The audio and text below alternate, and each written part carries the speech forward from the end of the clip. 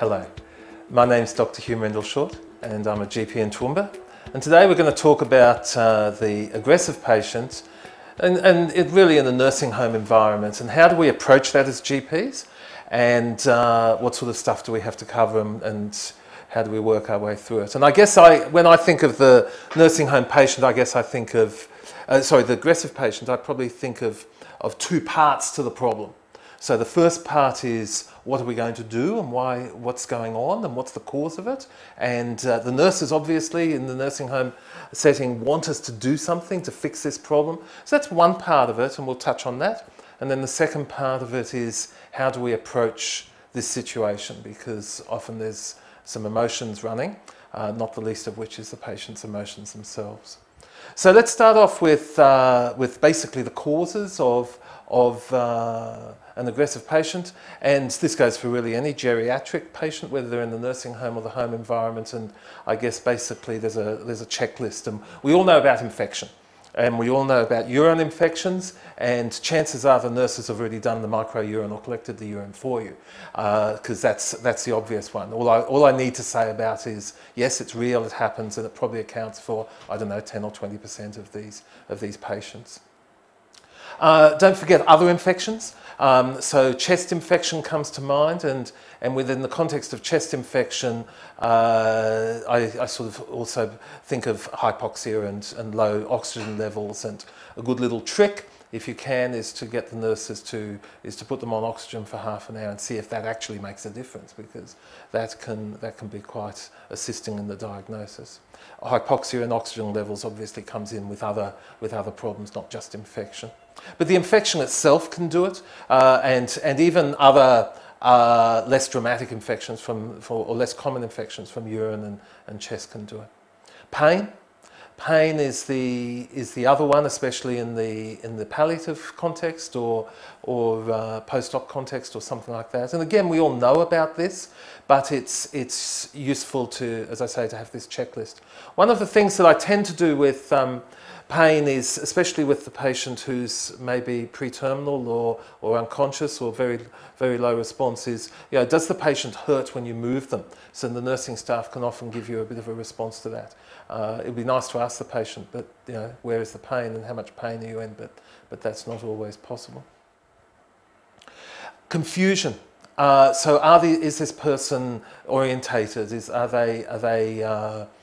Is confusion going on there? So that's probably another one, and that brings us to things like strokes and other events like that. So obviously there's a context of, is this an acute phase thing or a sudden thing, or has the patient been like this for some time? So another cause that we need to keep in mind then is cancer and tumour causes and malignancy, and maybe this is how the patient presents with their malignancy and gets diagnosed.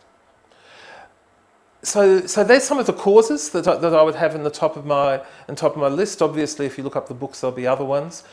Doing some basic blood tests, if that's possible, will help with some of that. But I'd like to then move on to, how do we approach the situation of this in this nursing home? And chances are the emotions are high, and chances are the nurses and the family are upset about this, etc. And the short answer is that this is going to take a long time. As in, this ain't going to be a 5-minute consult. This is going to be a sit down, get to know what the situation is, get the history from the nurses, from the family, get some reassurance there that you're going to, by way of your checklist of causes, that you're going to do what you can to find out why the patient is aggressive and what's going on. Work out any differences in expectations, etc., that might occur between the family and the nursing home. And then finally, but in no way the least, and possibly not the final thing, is to try and work out with the patient what's going on.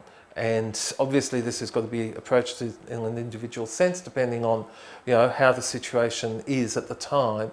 But I've found in experience quite often it's worthwhile, and the patient responds to me as the doctor.